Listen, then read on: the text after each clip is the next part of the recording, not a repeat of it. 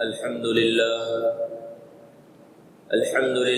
نحمده ونستعينه ونستغفره ونؤمن به ونتوكل عليه ونعوذ بالله من شرور أنفسنا ومن سيئات أعمالنا من يهده الله فلا مضل له ومن يضلله فلا هادي له ونشهد أن لا إله إلا الله وحده لا شريك له ونشهد أن سيدنا ومولانا محمدا عبده ورسوله صلى الله تعالى عليه وعلى آله وأصحابه وبارك وسلم تسليما كثيرا أما بعد فقد قال الله تعالى في القرآن المجيد فأعوذ بالله من الشيطان الرجيم بسم الله الرحمن الرحيم يا أيها الذين آمنوا اتقوا الله وكونوا مع الصادقين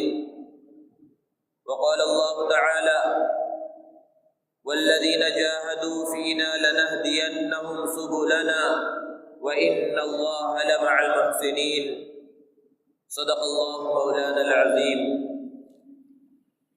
معزز سامعین کرام، بزرگوں اور دوستوں،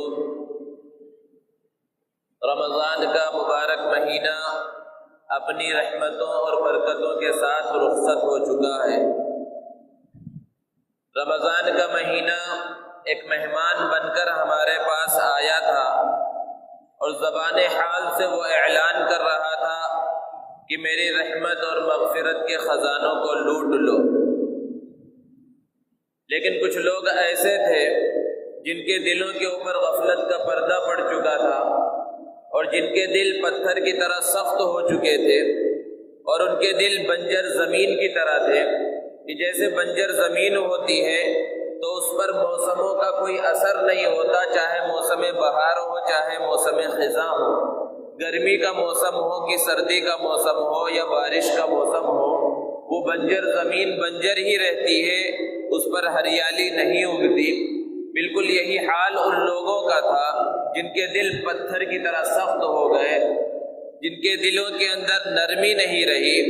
تو پھر ان کے اوپر رمضان کا اور غیر رمضان کا کوئی بھی فرق نہیں پڑتا، اور رمضان کا مہینہ اتنا عظیم مہینہ اپنی تمام تر رحمتوں کے ساتھ آ جاتا ہے، لیکن ان کے اوپر ذرہ برابر اثر نہیں ہوتا، اور وہ رمضان کی ناقدری میں اور بے احترامی میں ہی لگے رہتے ہیں۔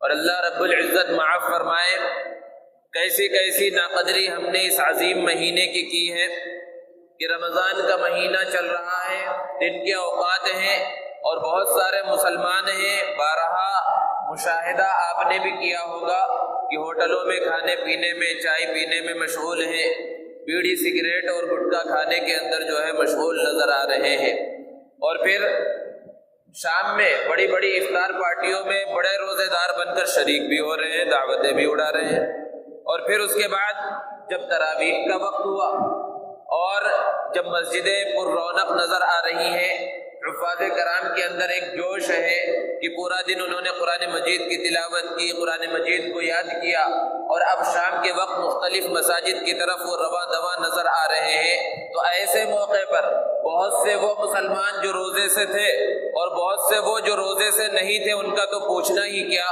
وہ مسجد میں آ کر قرآن مجید کی تلاوت کو تراویح میں سننے کے بجائے بازاروں کے چکر لگانے اور حلیم کی بھٹیوں کو آباد کرنے کے اندر لگے ہوئے ہیں اور شہر بھر کے چکر لگا رہے ہیں۔ ہونا یہ چاہیے کہ مساجد میں اللہ کا پیغام سنایا جا رہا ہے، اللہ کا کلام پڑھا جا رہا ہے، مسجدیں پر رونق ہیں، مسجدوں میں اللہ کی رحمت اتر رہی ہے، وہاں ہونے کے بجائے ایسی جگہوں پر نظر آ رہے ہیں جہاں انہیں اس وقت نہیں ہونا چاہیے۔ اس طرح رمضان کی جو ہے ناقدری کی۔ اور پھر جب آخری عشرہ آ گیا جو بڑا قیمتی عشرہ ہے، جس کے اندر اللہ نے طاق راتوں کو اور اس میں شب قدر کو رکھا، اس کے اندر ان مبارک راتوں کے اندر شاپنگ کرنے کو اپنا معمول اور اپنا فرض سمجھ لیا ہے، اور پورے شہر کے چکر لگا رہے ہیں، بڑے بڑے شاپنگ مالوں میں اور بڑے بڑے بازاروں کے اندر جا رہے ہیں۔ اور ہماری خواتین کا حال دیکھیے، بہت ساری مسلمان خواتین کہ آپ کسی بھی مارکیٹ میں پورے حیدرآباد میں آخر عشرے میں کیا پورے رمضان میں چلے جائیے تو ہر جگہ پر آپ کو برقع پوش خواتین نظر آئیں گی۔ بارہا پہلے سے رمضان کے مہینے کے آنے سے پہلے ہی علماء اور خطباء ائمہ مساجد میں بار بار کہتے رہتے ہیں کہ بڑا مبارک مہینہ آنے والا ہے، اپنی رمضان کی اور عید کی تیاریاں کرنا ہے، ساری تیاریوں سے رمضان سے پہلے فارغ ہو جاؤ تاکہ رمضان کے مہینے کو اور خصوصاً آخری عشرے کو اور اس کی تاخیراتوں کو اور اس میں شب قدر کو بہت اچھے سے تم تلاش کر سکو، اس موقع پر اللہ کو راضی کر سکو۔ لیکن آپ کہیں بھی چلے جائیے پورے حیدرآباد کے اندر ہر طرف خواتین کا ہجوم نظر آئے گا، اور رمضان کے مہینے میں آخری عشرے میں مقدس اوقات اور لمحات میں بے حیائی ہو رہی ہے، فحاشی ہو رہی ہے، اور دن کے اوقات میں چار مینار کے آس پاس کی رپورٹیں بعض صحافیوں نے اپنے اخبارات میں اس کی تصویروں کو ڈالا یا انٹرنیٹ کے اوپر ان تصویروں کو ڈالا، اور مقصد تو انہیں تو مرچ مسالہ ملنا چاہیے کہ مسلمان خواتین ابھی افطار کا وقت نہیں ہوا ہے، عصر کے بعد کا وقت ہے، مرچیوں کی اور دہی بڑوں کی بنڈیوں کے اوپر کھڑے ہو کر سائیڈ میں بیٹھ کر مرچیاں نوش فرما رہی ہیں، دہی بڑے کھا رہی ہیں۔ اگر کسی وجہ سے روزہ نہیں بھی رکھا تو کیا اس بات کی اجازت ہے کہ اس طرح کھلے عام جو ہے لوگوں کے سامنے کھایا جائے اور اس طرح جو ہے روزے کا مذاق اڑایا جائے؟ اور ان کے ساتھ جو مرد حضرات ہیں ان کی بغیرتی کا عالم یہ ہے کہ بہت سے مقامات پر یہ بھی دیکھا گیا کہ ساتھ میں وہ بھی ان چیزوں کے اندر مشغول نظر آ رہے ہیں۔ اس طرح رمضان کی بے قدری ہو رہی ہے۔ اور پھر جب آخری رات آ گئی جسے لیلۃ الجائزہ کہا جاتا ہے، اس رات کے اندر تو سمجھ لیا گیا یہ کام ہی شہر میں چکر لگانے کا ہے، اور اس آخری رات میں بس جو کھانا ہو اور جو ڈشیں جو ہے نوش کرنا ہو اس کو کر لو۔ اور پھر پورا حیدرآباد خواتین سے بھرا نظر آ رہا ہے اور شاپنگ مالوں کے چکر لگا رہے ہیں، جب انعام اللہ رب العزت عطا فرما رہے ہیں۔ ہونا تو یہ چاہیے تھا کہ اللہ رب العزت کے سامنے رویا جاتا، گڑ گڑایا جاتا، اللہ کو منایا جاتا، اور جو مہینے بھر عبادتیں کی ہیں اس کی اجرت کو حاصل کیا جاتا۔ ایسے موقع پر جو ہے خواتین کا حال یہ کہ پوری رات چوڑیاں منتخب کرنے میں اور کپڑے منتخب کرنے میں گزر جاتے ہیں، اور بہت سی لڑکیوں اور خواتین کا حال یہ ہے کہ وہ مہندی لگوانے کے واسطے خواتین کے لیے زینت اختیار کرنا بالکل جائز ہے، مستحسن ہے، اچھی چیز ہے، لیکن ہر چیز میں حدود کی رعایت، پردے کی رعایت ضروری ہے۔ ایسے جگہوں پر جاتی ہیں جہاں نوجوان لڑکے ہیں، ان کے ہاتھوں میں ہاتھ دے کر اپنے ہاتھوں میں جو ہے مہندی ڈلوا رہی ہیں، اور ان کے والد یا والدہ باہر کھڑے ہوئے ہیں اور کہتے ہیں کیوں کھڑے؟ ہم سیفٹی کے واسطے کھڑے ہوئے ہیں۔ اب ایک نوجوان لڑکی نے اپنا ہاتھ غیر محرم کے ہاتھ میں دے دیا، اب آپ کو کون سی سیفٹی نظر آ رہی ہے؟ اب اس سے بڑھ کر اور کون سی سیفٹی آپ کر رہے ہیں؟ اور بہت سے وہ ہیں جو چوڑیوں کی دکان پر پہنچ کر غیر محرموں کے اور نوجوان لڑکوں اور مردوں کے ہاتھ میں ہاتھ دے کر چوڑیاں پہن رہی ہیں، اور کوئی اللہ کا بندہ سمجھانے کی کوشش کرے تو ہماری خواتین کی زبان سے یہ الفاظ نکلتے اب چوڑی والوں سے بھی پردہ ہو گیا کیا؟ اللہ رب العزت معاف فرمائے، ایسی ناقدریاں رمضان کے مبارک مہینے کے اندر کی گئی۔ اور جہاں تک قدردانوں کا حال ہے تو انہوں نے تو ایک ایک لمحے کی، ایک ایک منٹ کی، ایک ایک سیکنڈ کی قدر کی، اور انہی کی قدر کا نتیجہ تھا کہ رمضان کا پورا مبارک مہینہ پر رونق نظر آ رہا تھا۔ ممبر و محراب سے قال اللہ اور قال الرسول کی صدائیں گونج رہی تھی، مسجدوں کے گوشے تلاوت قرآن مجید سے منور نظر آ رہے تھے، ہر ایک کے اندر ایک جوش تھا، کوئی سحری کی تیاری میں ہے، کوئی افطاری کی تیاری میں ہے، کوئی عبادتوں میں لگا ہوا ہے، کوئی تہجد کی تیاری کر رہا ہے، گویا کہ ہر طرف ایک نورانی سما تھا، ایک نورانی ماحول تھا۔ لیکن جیسے ہی رمضان کا مہینہ گزرا یہ سب نورانیت ختم ہو گئی، ممبر و محراب سونے نظر آ رہے ہیں، مسجد کے گوشے ترس رہے ہیں کہ کہاں چلے گئے وہ قرآن مجید کی تلاوت کرنے والے، اور یہ مسجدیں مرثیاں خواہ ہیں کہ نمازی نہ رہے، یہ رمضانی نمازی آخر چلے کہاں گئے؟ اللہ رب العزت نے صرف رمضان کے اندر تو نماز کو فرض نہیں کیا تھا دوستو، رمضان کی جنہوں نے قدر کی اور رمضان کی رحمتوں اور برکتوں کو انہوں نے خوب لوٹا تو بہت مبارکباد کے مستحق ہے، لیکن ایک ہے رحمتوں اور برکتوں کا حاصل کرنا اور دوسرا ہے ان رحمتوں اور برکتوں کی حفاظت کرنا۔ یہ اصل چیز ہے۔ اگر ہم نے رمضان کی صحیح طرح سے قدر کی اور رمضان کی رحمتوں اور برکتوں سے مستفید ہوئے لیکن اس کی حفاظت نہیں کی یا رمضان کے جو تقاضے ہیں ان تقاضوں پر عمل نہیں کیا تو ہمارا شمار بھی رمضان کے ناقدروں میں ہی ہوگا۔ ایسا صرف نہیں ہے کہ رمضان کا مہینہ آ گیا تھا بس ایک مہینے عبادت کر لی اور فارغ ہو گئے اور چلے گئے. بہت بڑا اللہ رب العزت کا انعام تھا. یہ گیا ہے تو یوں ہی خالی ہاتھ نہیں چلا گیا, بہت سے پیغام اور بہت سے اسباق مسلمانوں کو دے کر گیا ہے کہ پورے 11 مہینے پھر رمضان کے آنے تک, اور کیا پتا اس رمضان تک کون کون پہنچتا ہے, یہ صرف اللہ رب العزت جاننے والے ہیں. اس وقت تک کے پیغام کو ہمیں قبول کرنا ہے اور سبق کو قبول کرنا ہے. اگر ہم نے رمضان میں تو عبادت کر لی, رمضان میں اللہ کو منا لیا, لیکن رمضان جاتے جاتے جو سبق دے کر گیا ہے, جو پیغام ہمیں دے کر گیا ہے, اگر ہم نے اس کو قبول نہ کیا, اس پر عمل نہ کیا, تو ایسا ہے گویا کہ ہم نے رمضان کی قدر نہیں کی. رمضان نے سب سے پہلا جو پیغام امت محمدیہ کو دیا ہے, مسلمانوں کو دیا ہے, وہ تقوی کا ہے. قرآن مجید نے روزے کا مقصد ہی بیان فرمایا تھا, لعلکم تتقون, تاکہ تمہارے دلوں کے اندر تقوی پیدا ہو جائے, اللہ کا ڈر, اللہ کا خوف پیدا ہو جائے. اور یہی ڈر اور یہی خوف ہے کہ رمضان کے مہینے میں انسان گناہوں سے بچنے کی کوشش کرتا ہے. تو رمضان کے اندر پورے ایک مہینے اس تقوی کی ٹریننگ دلائی گئی. اب اس انداز میں ہر مسلمان کے اندر کم سے کم اتنا تقوی ضرور پیدا ہو جانا چاہیے کہ سال کے باقی مہینوں کے اندر یہ تقوی اسے گناہوں سے روکے اور نیکیوں کی طرف آمادہ کرے. یہ تقوی اسے نیکیوں کی طرف ابھارے, گناہوں سے روکے. اور اگر باقی دنوں کے اندر رمضان کے گزرنے کے بعد ہم اپنے دلوں کے اندر وہ تقوی محسوس نہیں کر رہے, وہ اللہ کا ڈر, اللہ کا خوف ہم محسوس نہیں کر رہے, تو گویا کہ ہم نے رمضان میں صحیح انداز میں ٹریننگ نہیں لی. رمضان کے اندر جو ریہرسل ہمیں کرنی چاہیے تھی, اور جس انداز میں اللہ کو منانا چاہیے تھا, اور جس انداز میں تقوی کو حاصل کرنا چاہیے تھا, اس انداز میں ہم نے تقوی کو حاصل نہیں کیا. تو سب سے پہلا سبق ہے کہ یہ تقوی جو رمضان میں روزوں کی وجہ سے حاصل ہوا تھا, اس تقوی کو آخر تک, پھر رمضان کے آنے تک, یا جب تک زندگی ہے اس کو باقی رکھا جائے. تقوی کا ہے پہلا سبق. اور دوسرا سبق اس رمضان کے مہینے نے جو جاتے جاتے ہمیں دیا ہے, وہ ہے مجاہدے کا. مجاہدہ کسے کہا جاتا ہے؟ تکلیفوں اور مصیبتوں کو برداشت کرنا. رمضان کے مہینے میں ہمارا نظام العمل اور نظام الاوقات ایسا ہوتا ہے کہ اگر صحیح انداز میں کوئی مسلمان بندہ رمضان کے مہینے کو گزارے تو کچھ نہ کچھ تکلیف اور کچھ نہ کچھ مشقت اسے ضرور برداشت کرنی پڑتی ہے. کہ صبح سویرے اٹھ گیا, اللہ نے توفیق دی تو اسے تہجد کی نماز پڑھنا ہے, تہجد کی نماز پڑھا, پھر فوراً سحری کھانے میں لگ گیا. اب سحری جب کھایا تو اب تقاضا ہے کہ آرام کرے اور آرام سے سو جائے. نیند کا غلبہ ہوتا ہے, ہر ایک کا تجربہ ہے, لیکن وہ سوتا نہیں ہے, کیونکہ اگر سو گیا, لیٹ گیا تو کہیں آنکھ نہ لگ جائے اور فجر کی نماز نہ چھوٹ جائے. فجر کی نماز کے انتظار میں جو ہے وہ نیند کو قربان کر رہا ہے, نیند کو جو ہے برداشت کر رہا ہے, سو نہیں رہا. اور پھر مسجد کے اندر آ گیا, فجر کی نماز اس نے جماعت کے ساتھ ادا کی, اور پھر آرام کیا اور اپنے دنیا کے کاموں کے اندر لگا, اور جو ذکر و اذکار, عبادت, تلاوت کرنا تھا اس نے کی. پھر ظہر کی نماز سے فارغ ہوا, پھر اس کے بعد اس کو اپنے دنیا کے کاموں میں لگا. پھر عصر کی نماز آ گئی, عصر کی نماز کے بعد ذکر و اذکار, تلاوت میں مشغول ہوا, یا اب افطاری کی تیاری کی اور پھر افطاری کے دسترخوان پر بیٹھا, افطاری کی, پھر اس کے فوراً بعد جو ہے مغرب کی نماز پڑھنا ہے. مغرب کی نماز کے بعد کھانا وغیرہ کھایا, اب پھر آرام کا تقاضا ہے, لیکن تھوڑی دیر آرام کیا کہ عشاء کی اذان ہو گئی, مؤذن نے پکار دیا,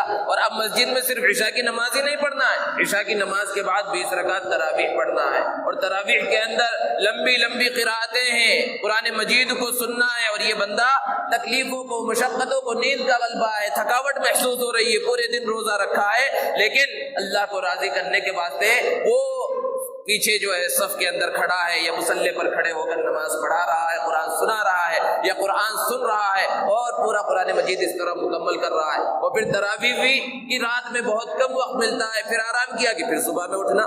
تو یہ پورا نظام العمل ایسا ہے کہ انسان اگر صحیح انداز میں, اس انداز میں زندگی گزارے تو تھوڑی سی مشقت ضرور ہوتی ہے, مجاہدہ برداشت کرنا پڑتا ہے, مجاہدہ کرنا پڑتا ہے. تو یہ رمضان کے مہینے میں جو ہم نے اس انداز میں زندگی گزاری, اس نے ہمیں یہ سبق دیا, یہ پیغام دیا کہ باقی زندگی کے اندر, باقی 11 مہینوں کے اندر اگر تمہارے سفر کی سمت صحیح ہے, تم حق پر ہو, تو اس کے اندر اگر تکلیفیں آئیں, مصیبتیں آئیں, پریشانیاں آئیں, تو اس کو برداشت کر کے زندگی گزارنا ہے. یہ مجاہدے کا سبق ہے جس کو اللہ نے قرآن مجید کے اندر بیان فرمایا والذین جاہدوا فینا لنہدینہم سبلنا، کہ جو لوگ ہمارے راستے کے اندر تکلیفوں کو برداشت کرتے ہیں، مجاہدہ کرتے ہیں، ان کے لیے ہم راستے کھولتے چلے جاتے ہیں، اور جو تکلیفوں اور مشقتوں سے ڈر کے بیٹھ جاتے ہیں، آگے بڑھنے کی کوشش نہیں کرتے، ان کے لیے راستے بھی بند ہو جاتے ہیں. تو دوسرا سبق ہے مجاہدے کا. اور تیسرا سبق جس کا تعلق اسی سے ہے وہ ہے صبر کا. اللہ کے رسول صلی اللہ علیہ وسلم نے ارشاد فرمایا کہ رمضان کا مہینہ صبر کا مہینہ ہے، اور یہ صبر کی تعلیم ہمیں دے کر گیا ہے. اور صبر کا مفہوم ہمارے ذہنوں کے اندر بہت محدود ہے، بہت ہی جو ہے مختصر سا مفہوم ہمارے ذہنوں کے اندر ہے. ہم سمجھتے ہیں کسی عزیز کا، کسی رشتہ دار کا انتقال ہو جائے اس پر صبر کر لیا جائے، مال و دولت کے اندر نقصان ہو جائے اس پر صبر کر لیا جائے، یہ صبر ہے. یہ صبر کا ایک مفہوم ہے. صبر کا دائرہ بڑا وسیع ہے کہ انسان عبادت کا وقت ہو گیا، اب انسان کا دل نہیں کر رہا ہے کہ وہ نماز پڑھنے کے لیے جائے. مؤذن نے حی علی الصلاح حی علی الفلاح کی پکار لگا دی کہ آؤ نماز کی طرف، آؤ کامیابی کی طرف. اب یہ اپنے کاروبار میں، تجارت میں لگا ہوا ہے، بظاہر وہ یہ محسوس کر رہا ہے دکان چھوڑ کر جاؤں گا تو گراہک جو ہے چلا جائے گا اور نقصان ہو جائے گا. لیکن اللہ کے حکم کو سن کر اور اللہ کے حکم کو پورا کرنے کے واسطے آ جائے، یہ بھی ایک طرح کا صبر ہے کہ دل نہیں کر رہا نماز پڑھنے کا. سخت سردی کا زمانہ ہے، فجر کے وقت گرم لحاف سے، گرم بستر سے نکلنے کا دل نہیں کر رہا، وضو کرنے کا دل نہیں کر رہا ہے ٹھنڈے پانی سے، مسجد کی طرف چلنے کا دل نہیں کر رہا ہے، لیکن اللہ کے ڈر سے، اللہ کے خوف سے، اللہ کو راضی کرنے کے واسطے اپنے بستر سے نکلے اور ٹھنڈے ٹھنڈے پانی سے وضو کرے اور مسجد کی طرف روانہ ہو جائے. یہ بھی صبر ہے. اس کو صبر علی الطاعت کہا جاتا ہے. گناہوں کی خواہش بہت زیادہ دل کے اندر پیدا ہو رہی ہے، غیر محرموں کو دیکھنے کا جذبہ پیدا ہو رہا ہے، غلط جگہ پر نگاہ ڈالنے کی خواہش دل کے اندر پیدا ہو رہی ہے، کسی اور گناہ کی خواہش دل کے اندر پیدا ہو رہی ہے، رغبت پیدا ہو رہی ہے، گناہ کی طرف قدم چل بھی پڑ رہے ہیں، لیکن پھر اللہ کا دھیان، اللہ کا خوف، اللہ کا ڈر یہ دماغ کے اندر آ جائے اور اس کی وجہ سے انسان گناہ سے رک جائے. یہ بھی صبر ہے. اسے صبر علی المعصیت کہا جاتا ہے کہ گناہ پر اس نے صبر کر لیا، گناہ سے رک گیا. اسی طرح صبر کا یہ بھی مفہوم ہے، کسی نے گالی دی، کسی نے برا بھلا کہا، کسی نے تکلیف پہنچائی، تو ایک صورت تو یہ کہ بدلہ لے لے، یہ بھی گالی دے دے، یہ بھی برا بھلا کہہ دے، یہ بھی جتنی تکلیف پہنچائی گئی اتنی تکلیف پہنچا دے، لیکن یہ تو بدلہ ہو گیا، اس پر صبر کر لیا، معاف کر دیا. یہ بھی صبر ہے. تو صبر کا سبق اس رمضان کے مہینے نے ہمیں دیا ہے. اور چوتھا سبق رمضان کے مہینے نے جاتے جاتے جو ہمیں دیا ہے وہ بڑا اہم سبق ہے، اور وہ سبق ہے کہ ہم اپنا تعلق قرآن مجید کے ساتھ جوڑ لیں. رمضان کے ساتھ قرآن مجید کا بہت ہی خاص، بہت ہی گہرا تعلق ہے. اس جو خاص تعلق ہے رمضان کے ساتھ قرآن کا، تو اب ہماری ذمہ داری یہ ہے کہ اس قرآن مجید کے ساتھ اپنا تعلق جوڑ لیں اور قرآن مجید کے حقوق کو ادا کریں. اس کے جو حقوق ہیں کہ اس قرآن مجید کو پڑھا جائے، اس کو سمجھا جائے، اس کو سیکھا جائے، اور پھر آگے کا جو مرحلہ ہے کہ اس قرآن مجید کے پیغامات پر عمل کیا جائے. اللہ نے جن جن چیزوں کو حلال کیا ہے ان سے فائدہ اٹھایا جائے، جن جن چیزوں سے منع کیا ہے ان سے رکا جائے. سود کو منع کیا گیا، رشوت کو منع کیا گیا، دوسری گناہوں سے روکا گیا ہے، ان سب چیزوں سے رکا جائے. یہ عمل ہے. اور پھر قرآن مجید کو سمجھنے کی کوشش کی جائے، اور کم سے کم ہم قرآن مجید کی جو آیتیں اور جو صورتیں نمازوں کے اندر پڑھتے ہیں، سورہ فاتحہ پڑھتے ہیں اور دوسری چھوٹی چھوٹی صورتیں، کم سے کم وہ مفہوم ہم اپنے ذہنوں کے اندر بٹھا لیں کہ ہم اللہ رب العزت کے سامنے کھڑے ہو کر پڑھ کیا رہے ہیں. تو قرآن مجید کے ساتھ یہ تعلق کو جوڑنا ہے اور اس بات کا تہیہ کرنا ہے اور اس بات کا ارادہ کرنا ہے کہ اپنے خاندان میں ضرور کوئی بچہ حافظ بنے گا. اپنے بچوں کو، اپنے رشتہ داروں کے بچوں کو حافظ قرآن بنانا ہے. اور یہ موقع ہے کہ مدارس کھل رہے ہیں، مدارس کے اندر داخلے شروع ہو رہے ہیں، اپنے بچوں کو مدارس کے اندر بھی داخلہ دلائیں. اور قرآن کا ایک جو سب سے بڑا حق ہے اور جس کو ہم نے بھلا دیا ہے کہ اس قرآن مجید کے پیغام کو غیر مسلموں تک پہنچایا جائے. اللہ رب العزت نے نبی کریم صلی اللہ علیہ وسلم کو حکم دیا تھا، یا ایھا الرسول بلغ، یہ نبی صلی اللہ علیہ وسلم جو قرآن ہم آپ پر نازل کر رہے ہیں اس کو پہنچا دیجئے. اور اس حکم کو اللہ کے رسول صلی اللہ علیہ وسلم نے کیسا پورا کیا؟ نہ دن دیکھا، نہ رات دیکھی، نہ صبح دیکھا، نہ شام، پریشانیوں کو، تکلیفوں کو سب کچھ برداشت کیا. اور اللہ کے رسول صلی اللہ علیہ وسلم نے اس پیغام کو دنیا تک پہنچا دیا، یہاں تک کہ وہ موقع آ گیا کہ حجۃ الوداع میں اللہ کے رسول صلی اللہ علیہ وسلم تقریباً 1.25 لاکھ صحابہ کے سامنے یہ پوچھ رہے ہیں، حل بلغت، کیا میں نے قرآن کو پہنچا دیا؟ جو ذمہ داری مجھے دی گئی تھی وہ میں نے پہنچا دیا؟ صحابہ نے ایک زبان ہو کر کہا، اللہ کے رسول پہنچانا کیا معنی ہے؟ آپ نے تو پہنچانے کا حق ادا کر دیا ہے۔ اللہ کے رسول صلی اللہ علیہ وسلم نے ارشاد فرمایا تھا کہ تم گواہ ہو، اور پھر فرمایا فَلْيُبَلِّغِ الشَّاهِدُ الْغَائِبَ، کہ جو یہاں موجود رہی ہیں ان تک اس پیغام کو پہنچا دیا جائے۔ اب کوئی نبی آنے والا نہیں ہے، یہ قرآن مجید امانت کے طور پر اللہ رب العزت نے ہمیں دیا ہے۔ ہماری ذمہ داری ہے کہ اس قرآن مجید کو پوری انسانیت تک پہنچایا جائے۔ قرآن مجید کی ایک صفت اللہ نے بیان فرمایا، ہدا، جگہ جگہ پر کہا گیا ہدی للناس ہدی للمتقین، یعنی یہ قرآن مجید ہدایت ہے۔ تو جن کو ہدایت نہیں ملی ہوئی ہے، کیا ان تک اس ہدایت کے پیغام کو پہنچانے کی ذمہ داری ہماری نہیں ہے، مسلمانوں کی نہیں ہے؟ سب کی ذمہ داری ہے۔ تو جہاں بہت سارے قرآن مجید کے حقوق ہیں، ایک بڑا حق یہ ہے کہ خاص طور پر موجودہ حالات میں جہاں اسلام کے خلاف اور مسلمانوں کے خلاف ذہن سازی کی جا رہی ہے اور لوگ اسلام سے متنفر ہو رہے ہیں مسلمانوں کے حالات کو دیکھ کر، ایسے موقع پر برادران وطن کو قرآن مجید کا پیغام پہنچایا جائے۔ قرآن مجید کس طرح امن کا پیغام دیتا ہے یہ سمجھایا جائے، یہ بتایا جائے۔ یہ قرآن مجید کا حق ہے، اور یہ رمضان کا مہینہ جاتے جاتے ہمیں یہ پیغام اور یہ سبق دے کر گیا ہے کہ اپنا تعلق ہم قرآن مجید کے ساتھ جوڑ دیں۔ اسی طرح اور ایک سبق جو رمضان کے مہینے نے ہمیں دیا ہے وہ اخلاص کا ہے، کہ رمضان کے مہینے میں ہم اخلاص کی خوب پریکٹس کرتے ہیں اور اس کا خوب سامنا ہوتا ہے کہ ہم نے روزہ رکھا اور صرف ہمیں معلوم ہے کہ ہم نے روزہ رکھا، اور کیوں روزہ رکھا؟ اللہ رب العزت کے واسطے۔ اللہ نے خود بیان فرمایا، روزہ میرے لیے، میں اس کا بدلہ دوں گا۔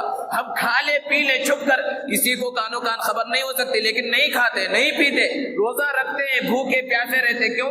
اللہ کے لیے۔ یہی اخلاص ہے۔ پورے مہینے 30 دنوں تک اس کی پریکٹس کرائی گئی، اس کی ٹریننگ دلوائی گئی ہے۔ اب یہ ہمیں سبق دیتا ہے کہ باقی 11 مہینوں کے اندر بھی ہم ہر عمل کے اندر اخلاص کو پیدا کریں، ہر کام، ہر اچھا کام اللہ رب العزت کو راضی کرنے کے واسطے، شاباشی لوٹنے کے واسطے، واہواہی کے واسطے اور دنیا والوں کو دکھانے کے واسطے کوئی عمل نہ کرے، اخلاص کے واسطے کرے۔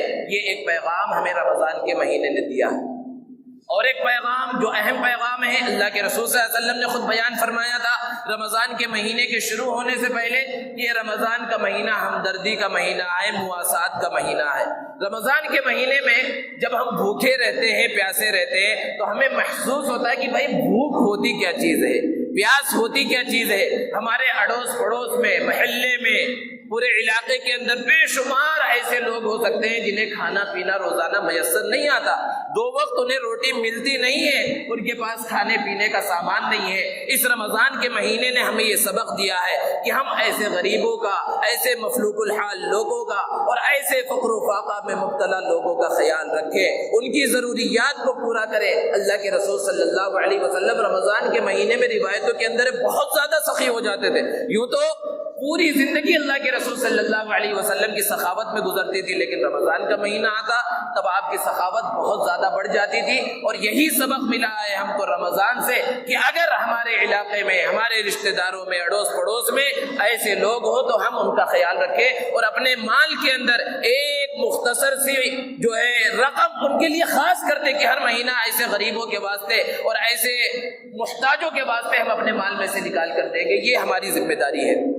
بہت سے بچے ایسے ملیں گے آپ کو کہ وہ اسکولوں میں اور مدرسوں میں اس وجہ سے داخل نہیں ہو پا رہے، وہ اس وجہ سے صرف تعلیم حاصل نہیں کر پا رہے کہ ان کے پاس کتابیں خریدنے کے واسطے، اسکول میں ایڈمیشن لینے کے واسطے پیسے نہیں ہے، یونیفارم خریدنے کے واسطے پیسے نہیں ہے۔ تو جن کو اللہ رب العزت نے وسعت دی ہے، جن کو اللہ رب العزت نے نوازا ہے، ان کی ذمہ داری یہ ہے کہ اپنے اڑوس پڑوس میں ایسے بچوں کا خیال رکھیں کہ جو بچے پڑھنے لکھنے کی، کھیلنے کودنے کی عمر ہے، اس عمر کے اندر کاموں میں اور بوجھ اٹھانے کے اندر لگ رہے ہیں، ان سب کو ان کاموں سے نکال کر تعلیم کے میدان میں لانا یہ مسلمانوں کی ذمہ داری ہے۔ تو رمضان کے مہینے نے جاتے جاتے یہ سبق بھی ہمیں دیا ہے کہ ہم اپنے دلوں کے اندر ہمدردی اور مواسات کو پیدا کریں اور غریبوں کا خیال رکھیں۔ اسی طرح اس مہینے نے جاتے جاتے جو سب سے بڑا پیغام دیا ہے وہ یہ ہے کہ جس طرح رمضان کے مہینے کے اندر ہم نے مسجدوں کو آباد کیا تھا، یہ مسجدوں کو آباد کرنے کی ذمہ داری پورے باقی 11 مہینوں میں بھی ہماری ہے۔ رمضان کے مہینے میں مسجدیں بھر جا رہی تھی اور ہر شخص مسجد کے اندر آ رہا تھا.